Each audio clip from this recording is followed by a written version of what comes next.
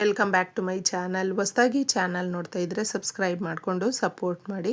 ಸಚ್ಚಿದಾನಂದ ಸಾಯಿನಾಥ್ಗೆ ನಮಸ್ಕಾರ ಮಾಡುತ್ತಾ ಸಾಯಿನಾಥರ ಅನುಗ್ರಹ ಎಲ್ಲರ ಮೇಲೂ ಇರಲಿ ಅಂತ ವಿಡಿಯೋ ಪ್ರಾರಂಭ ಮಾಡ್ತಾ ಇದ್ದೀನಿ. ಅತ್ಯದ್ಭುತವಾದಂಥ ಈ ಪರಿಹಾರವನ್ನು ನಂಬಿಕೆ ಇಟ್ಟು ಭಾನುವಾರದ ದಿನ ಯಾರೆಲ್ಲ ಮಾಡ್ಕೊಳ್ತಾರೋ ಅವರ ಸಮಸ್ಯೆಗಳು ಬಗೆಹರಿಯುತ್ತೆ. ಭಾನುವಾರಕ್ಕೆ ತುಂಬ ಜನ ಕಾದ್ಕೊಂಡಿರ್ತಾರೆ. ನಮ್ಮ ಪರಿಹಾರ ಶಾಸ್ತ್ರಗಳಲ್ಲಿ ರಹಸ್ಯವಾಗಿ ಇದರ ಬಗ್ಗೆ ವಿಮರ್ಶೆ ಮಾಡಿ ವಿದ್ವಾಂಸರು ಈ ದಿನವನ್ನು ಆಯ್ಕೆ ಮಾಡ್ಕೊಳ್ತಾರೆ. ಯಾಕಂದರೆ ಈ ದಿನ ಅಷ್ಟೊಂದು ಶಕ್ತಿ ಕೂಡಿರುತ್ತೆ. ಅಮಾವಾಸ್ಯೆಗೆ ಸಮನಾದಂಥ ಈ ದಿನವನ್ನು ನಾವೆಲ್ಲರೂ ಸರ್ವೇ ಸಾಮಾನ್ಯವಾಗಿ ಮನುಷ್ಯರು ಕಷ್ಟಗಳಿಗೂ ತಡ್ಕೊಳ್ಳೋದಕ್ಕಾಗೋದಿಲ್ಲ ಹಾಗೂ ಸಂತೋಷಕ್ಕೂ ತಡ್ಕೊಳ್ಳೋದಕ್ಕಾಗೋದಿಲ್ಲ. ಎರಡನ್ನೂ ಕೂಡ ಬ್ಯಾಲೆನ್ಸ್ ಮಾಡೋದಕ್ಕೆ ನಮ್ಮ ಕೈಯಲ್ಲಿ ಆಗೋದಿಲ್ಲ. ನಾವು ಎಷ್ಟೇ ಸಮಾಧಾನ ಮಾಡಿಕೊಂಡ್ರು ಆದರೂ ಅದನ್ನು ಮಾಡ್ಕೊಳ್ತಾ ಇದ್ದಾರೆ ಅಂದರೆ ಅವರು ಒಂದು ರೀತಿಯಲ್ಲಿ ದೇವತಾ ಮನುಷ್ಯರಾಗಿರ್ತಾರೆ ಸ್ನೇಹಿತರೆ.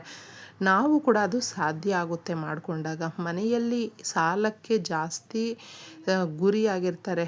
ಅದು ಮನಸ್ಸಿಗೆ ತುಂಬಾ ನೆಮ್ಮದಿ ಹದಗೆಟ್ಟೋಗಿರುತ್ತೆ. ಏಕೆಂದರೆ ದುಡ್ಡು ಕಾಸು ಅನ್ನುವಂಥ ವಿಚಾರದಲ್ಲಿ ನಮ್ಮೆಲ್ರಿಗೂ ಒಂದಲ್ಲ ಒಂದು ರೀತಿಯಲ್ಲಿ ಮನಸ್ಸಿಗೆ ಕಷ್ಟ ಕೊಡುವಂಥದ್ದೇ. ನಾವು ದುಡಿತಾ ಇರುವಂಥದ್ದು, ನಾವು ಮಾಡಿರುವಂಥ ಸಾಲ ಎರಡೂ ಕೂಡ ಮ್ಯಾಚೇ ಆಗೋದಿಲ್ಲ. ಸಾಲ ಯಾವ ರೀತಿ ತೀರಿಸ್ಕೊಳ್ಬೇಕೋ ಗೊತ್ತಾಗೋದಿಲ್ಲ. ಆಗ ಮನೆಯಲ್ಲಿರುವಂಥವ್ರ ಮೇಲೆ ಸದಾ ಕಾಲ ಜಗಳ ಆಡುವಂಥದ್ದು, ಮಾತಾಡೋದಿಲ್ಲ, ಕಿರಿಕಿರಿ ಮಾಡಿಕೊಳ್ಳುವಂಥದ್ದು, ನೋಡ್ತಾ ಇದ್ರೇ ಇವ್ರನ್ನ ಮಾತಾಡಿಸೋದಕ್ಕೆ ಭಯ ಆಗುತ್ತೆ ಅನ್ನೋ ಥರ ಆ ವಾತಾವರಣ ಸೃಷ್ಟಿಯಾಗಿಬಿಡುತ್ತೆ. ಮನೆಯಲ್ಲಿ ಒಂದೇ ಒಂಚೂರು ಕೂಡ ನೆಮ್ಮದಿ ಇರೋದಿಲ್ಲ. ಎಲ್ಲಾದರೂ ಹೋಗ್ಬಿಡಬೇಕು ಅನ್ನೋ ಥರ ಅನುಭವ ಆಗಿಬಿಡುತ್ತೆ. ಅಂತಹವರಿಗೆ ಮುಖ್ಯವಾಗಿ ಮನೆಯಲ್ಲೂ ಕೂಡ ವಯಸ್ಸಿಗೆ ಬಂದಿರುವಂಥ ಮಕ್ಕಳಿರ್ತಾರೆ. ಒಂದೇ ಸಾರಿ ಮನೆ ಮಠ ಇರೋದಿಲ್ಲ, ಬಾಡಿಗೆ ಕಟ್ತಾ ಇರ್ತಾರೆ. ಮಕ್ಕಳು ಏಜಿಗೆ ಬಂದಿರ್ತಾರೆ, ಮದುವೆ ಮಾಡಬೇಕು, ಅವ್ರ ಜವಾಬ್ದಾರಿಯನ್ನು ನಿಭಾಯಿಸಬೇಕು. ಈ ಥರ ಹಲವು ಸಮಸ್ಯೆಗಳು. ಒಂದು ಕಡೆ ಸಾಲ ಮಾಡ್ಕೊಂಡಿರ್ತೀವಿ, ಇನ್ನೊಂದು ಕಡೆ ಆರೋಗ್ಯ ಸಮಸ್ಯೆಗಳು, ಇನ್ನೊಂದು ಕಡೆ ಜೀವನ ಸರಿಯಾಗಿರೋದಿಲ್ಲ. ಯಾವುದನ್ನು ನೋಡಬೇಕು ಯಾವುದನ್ನು ಬಿಡಬೇಕು ಅಂತಲೇ ಗೊತ್ತಿರೋದಿಲ್ಲ. ಇದು ಎಲ್ಲವೂ ಕೂಡ ಪಕ್ಕಕ್ಕಿಟ್ಟು ಸುಲಭವಾಗಿ ಎಷ್ಟೊಂದು ಸರಳ ವಿಧಾನದಲ್ಲಿ ಇದೆ ಅಂತ ಹೇಳಿದ್ರೆ ₹1 ಕೂಡ ಖರ್ಚಿಲ್ಲದೆ ಈ ಪರಿಹಾರವನ್ನು ಭಾನುವಾರ ರಾತ್ರಿಗಳಲ್ಲಿ ಮಾಡಿಕೊಂಡಿದ್ದೆ. ಆದರೆ ಸಂಧ್ಯಾ ಸಮಯಕ್ಕೆ ಮೇಲೆ ಮಾಡಿಕೊಳ್ಳಿ. ಮನೆಯಲ್ಲಿ ಈಗ ಹೇಳಿದೆ ನೋಡಿ, ಈ ರೀತಿಯ ಎಲ್ಲ ಸಮಸ್ಯೆಗಳನ್ನು ಕೂಡ ಹೋಗಲಾಡಿಸೋದಕ್ಕೆ ಪಂಚಭೂತಗಳಲ್ಲಿ ಒಂದಾಗಿರುವ ನೀರು, ನಾವು ಕಳಶ ಪ್ರತಿಷ್ಠಾಪನೆ ಮಾಡಬೇಕಂದ್ರೂ, ಪರಿಹಾರಗಳನ್ನು ಮಾಡ್ಕೊಳ್ಬೇಕು ಅಂದರು, ಪೂಜೆಗಳಲ್ಲಿ ಪ್ರತಿಯೊಂದಕ್ಕೂ ನದಿ ಸ್ನಾನ ಮಾಡಬೇಕು ಅಂದರು, ಇಷ್ಟೊಂದು ನೀರಿಗೆ ಪ್ರಾಮುಖ್ಯತೆ ಇದೆ ಅಂತ ಹೇಳಿದ್ರೆ ನೀರು ನೆನಪಿನ ಶಕ್ತಿಯನ್ನು ಜಾಸ್ತಿ ಇಟ್ಕೊಂಡಿರುತ್ತೆ. ಮನುಷ್ಯ ಏನೇ ಹೇಳಿದ್ರು ಅದನ್ನು ನೆನಪಲ್ಲಿ ಇಟ್ಕೊಳ್ಳುತ್ತೆ. ಹಿರಿಯರು ಒಂದು ಮಾತು ಹೇಳಿರ್ತಾರೆ ನೋಡಿ, ನಮ್ಮ ಮನೆಗೆ ಹೊಸ್ತಿಲನ್ನು ದಾಟಿ ಮನೆ ಒಳಗಡೆ ಯಾರೇ ಬಂದರೂ, ಶತ್ರುಗಳು ಬಂದರೂ ಕೂಡ ಅವ್ರಿಗೆ ನೀರನ್ನು ಕೊಡಿ ಅಂತ ಹೇಳ್ತಾರೆ. ಅಂದರೆ ನೀರು ಅನ್ನುವಂಥದ್ದು ಅಷ್ಟು ಪವಿತ್ರವಾಗಿರುವಂಥದ್ದು. ನೀರನ್ನು ನಾವು ಕೊಟ್ಟಾಗ ಅವರು ಚೆನ್ನಾಗಿರಲಿ ಅಂತ ಬಯಸ್ತಾರೆ ಸ್ನೇಹಿತರೆ. ನೆಗೆಟಿವ್ ಆಗಿ ನಾವು ನೀರನ್ನು ನಮ್ಮ ಕೈಯಲ್ಲಿ ಇಟ್ಕೊಂಡು ಯಾವತ್ತೂ ಮಾತಾಡಬಾರ್ದು. ಅದಕ್ಕೆ ನೀರನ್ನು ನಮ್ಮ ಕೈಯಲ್ಲಿ ಇಟ್ಕೊಂಡಾಗ ಪಾಸಿಟಿವ್ ಆಗಿ ಯಾರು ಮಾತಾಡ್ತಾ ಇರ್ತಾರೋ ಅವ್ರಿಗೆ ತುಂಬ ಒಳ್ಳೆಯದಾಗುತ್ತೆ. ಇದನ್ನು ನೆನಪಲ್ಲಿಟ್ಕೊಳ್ಳಿ. ಅದಕ್ಕೋಸ್ಕರ ಪರಿಹಾರಕ್ಕೆ ನಾವು ಇದನ್ನು ಬಳಸ್ತಾ ಇದ್ದೀವಿ. ನಮ್ಮ ಮನೆಯಲ್ಲಿ ಯಾವ ರೀತಿ ಸಮಸ್ಯೆಗಳಿದೆ, ಎಷ್ಟು ಸಮಸ್ಯೆಗಳಿದೆ, ಇದು ಎಲ್ಲವೂ ಕೂಡ ನಮಗೆ ಅರ್ಥ ಆಗಿರುತ್ತೆ, ಗೊತ್ತಿರುತ್ತೆ. ನಮಗಿಂತ ಬೇರೆಯವ್ರಿಗೇನು ಗೊತ್ತಾಗೋದಿಲ್ಲ. ಅದಕ್ಕೋಸ್ಕರ ನಿಮ್ಮ ಮನೆಯ ಆ ಸಮಸ್ಯೆಗಳ ತೀವ್ರತೆ ಎಷ್ಟಿದೆ ಅನ್ನೋದು ನಿಮ್ಗೆ ಅರ್ಥ ಆಗಿರೋದ್ರಿಂದ ರಾತ್ರಿಗೆ ಒಂದು ಗಾಜಿನ ಲೋಟವನ್ನು ತಗೊಂಡಿದ್ದೆ.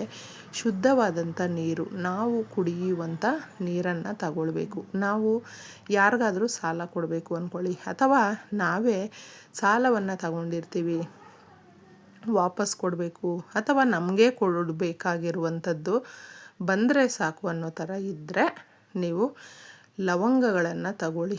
ಯಾಕಂದರೆ ಲವಂಗಗಳು ಈ ರೀತಿ ಅಡೆತಡೆ ಆಗ್ತಾ ಇರುವಂಥ ಹಣಕಾಸು, ಎಷ್ಟೋ ಅಡಚಣೆಗಳು, ಮದುವೆ ವಿಳಂಬ ಆಗ್ತಾಯಿದೆ, ಮಕ್ಕಳು ಒಂದು ಕಡೆ ಮಾತು ಕೇಳ್ತಾ ಇಲ್ಲ, ಗಂಡ ಒಂದು ಕಡೆ ಮಾತು ಕೇಳ್ತಾ ಇಲ್ಲ, ಕೆಲಸಕ್ಕೆ ಹುಡುಕ್ತಾ ಇದ್ದೀವಿ, ಕೆಲಸ ಸಿಗ್ತಾ ಇಲ್ಲ, ನಮ್ಮ ಸಾಂಸಾರಿಕ ಜೀವನ ಏನೂ ಚೆನ್ನಾಗಿಲ್ಲ, ಅಂದುಕೊಂಡಿರುವ ಕೆಲಸಗಳು ಆಗ್ತಾಯಿಲ್ಲ, ಬಾಡಿಗೆಗಳು ಕಟ್ಟೋದಕ್ಕಾಗೋದಿಲ್ಲ, ಆರೋಗ್ಯ ಹದಗೆಡ್ತಾ ಇದೆ. ಈ ಥರ ಎಷ್ಟೋ ಸಮಸ್ಯೆಗಳಿದ್ದರೆ ಸುಲಭ ವಿಧಾನದಲ್ಲಿ ಸ್ನೇಹಿತರೆ, ನಮಗೆ ಬೆಟ್ಟದಷ್ಟು ಸಮಸ್ಯೆಗಳಿದೆ ಅನ್ನುವಂಥವರು ಇದನ್ನು ಮಾಡ್ಕೊಳ್ಳಿ. ಇಷ್ಟು ಸಿಂಪಲ್ಲಾಗಿದೆ ಅಂತ ಹೇಳಿದ್ರೆ ಅಷ್ಟೇ ಅದರ ಪ್ರಭಾವವನ್ನು ಬೀರುತ್ತೆ.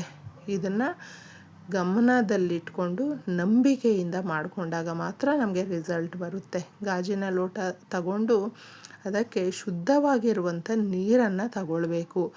ಯಾವಾಗಲೂ ಅಷ್ಟೇ ಲವಂಗಗಳನ್ನು ತಗೊಳ್ಳುವಾಗ ಒಂದು ಸೂಕ್ಷ್ಮವಾಗಿ ಗಮನಿಸ್ಕೊಳ್ಳಿ.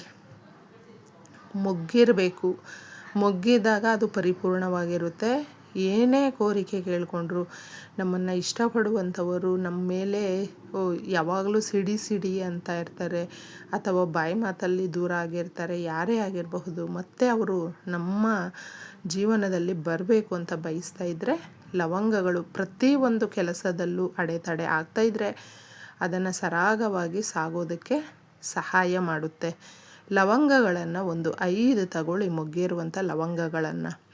ಇದಕ್ಕೆ ಮುಖ್ಯವಾಗಿ ನಮಗೆ ಅರಿಶಿಣ ಕುಂಕುಮ ಬೇಕು ಸ್ನೇಹಿತರೆ. ಅರಿಶಿಣ ಗುರುಬಲದ ಸಂಕೇತ. ಎಲ್ರಿಗೂ ಕೂಡ ಗುರುಬಲ ಇರಬೇಕು. ಗುರುಬಲ ಇಲ್ಲದೇ ಇದ್ದರೆ ನಾವು ಗುರುವಿನ ಒಂದು ಆಶೀರ್ವಾದ ಇಲ್ಲ ಅಂತ ಹೇಳಿದ್ರೆ ಏನೇ ಪ್ರಯತ್ನ ಪಟ್ಟರೂ, ಎಷ್ಟೇ ಭಗವಂತನಲ್ಲಿ ನಾವು ಕೇಳಿಕೊಂಡ್ರೂ ಸಿಗೋದಿಲ್ಲ. ಅದಕ್ಕೆ ಅರಿಶಿಣ ಸಹಾಯ ಮಾಡುತ್ತೆ. ಸ್ವಲ್ಪ ಅರಿಶಿಣವನ್ನು ತಗೊಂಡಾಗ ದುಡ್ಡು ಹಾಗೂ ಒಡವೆಗಳ ಏನೇ ಸಮಸ್ಯೆ ಇದ್ದರೂ ಕೂಡ ಅದನ್ನು ಪರಿಹಾರ ಮಾಡುತ್ತೆ. ಕುಂಕುಮ ಬಂದು ಶ್ರೀ ಮಹಾಲಕ್ಷ್ಮಿಯ ಪ್ರತಿರೂಪ. ಮಹಾಲಕ್ಷ್ಮಿ ಸಂಪತ್ತಿಗೆ ಅಧಿದೇವತೆ ಆ ತಾಯಿ. ಆ ತಾಯಿಯನ್ನು ಬಡವರು ಶ್ರೀಮಂತರು ಅನ್ನುವಂಥದ್ದು ನಮಗೆ ಮಾತ್ರ ಇರುತ್ತೆ, ಆದರೆ ತಾಯಿಗೆ ಇರೋದಿಲ್ಲ. ಯಾರಲ್ಲಿ ಭಕ್ತಿ ಇರುತ್ತೋ, ಯಾರಲ್ಲಿ ನಂಬಿಕೆ ಶ್ರದ್ಧೆ ಇರುತ್ತೋ ಅಂತಹವರಿಗೆ ಆ ತಾಯಿ ಒಲ್ದು ಬರ್ತಾಳೆ. ಅದಕ್ಕೆ ದುರ್ಗಾದೇವಿಯ ಆ ಒಂದು ಶಕ್ತಿ ಹಾಗೂ ಆ ಯುಕ್ತಿ ಎಲ್ಲವೂ ಕೂಡ ಆ ತಾಯಿಯ ಆಶೀರ್ವಾದ ನಮಗೆ ಸಿಗುತ್ತೆ. ಕುಂಕುಮವನ್ನು ತಗೊಳ್ಳಿ. ಇಷ್ಟನ್ನು ನೀವು ಇದರಲ್ಲಿ ಅರಿಶಿಣ, ಕುಂಕುಮ, ಲವಂಗಗಳನ್ನು ಹಾಕಿ ಮನೆಯೆಲ್ಲ ಓಡಾಡಿಸ್ಬೇಕು. ಆ ಮನೆಯೆಲ್ಲ ಓಡಾಡಿಸಿ ರಾತ್ರಿ ನೆಗೆಟಿವ್ ಎನರ್ಜಿ ಎಲ್ಲ ಇದ್ರೊಳಗಡೆ ಬರುವಂತೆ ಮಾಡುತ್ತೆ. ಇದನ್ನು ನೀವು ಒಂದು ಕಡೆ ಇಡಬೇಕಾಗುತ್ತೆ. ನೀಟಾಗಿ ಇದನ್ನು ಇಟ್ಟು ಒಂದು 5-10 ನಿಮಿಷ ಅಷ್ಟೇ. ಆಮೇಲೆ ಮನೆಯ ಹೊರಗಡೆ ತಗೊಂಡು ಬಂದು ಮನೆಯ ಹೊರಗಡೆ ಕೂಡ clockwise, anticlockwise ದೃಷ್ಟಿಯನ್ನು ಮಾಡಿದ್ದೆ. ಸೀದಾ ಇದನ್ನು ನೀವು ತಗೊಂಡೋಗಿ ನಿಮ್ಮ ಮನೆಯ ಹೊರಗಡೆ ಚರಂಡಿ ನೀರಿಗೋ ಎಲ್ಲಾದರೂ ಚೆಲ್ಲಿಬಿಟ್ಟು ಆ ಲೋಟವನ್ನು ತೊಳೆದು ಮನೆಯ ಹೊರಗಡೆನೆ ಕೈ ಕಾಲು ಮುಖ ತೊಳ್ಕೊಂಡು ಮನೆ ಒಳಗಡೆ ನೀವು ಬನ್ನಿ. ನೋಡಿ ಆಗುವಂಥ ಬದಲಾವಣೆಗಳನ್ನು.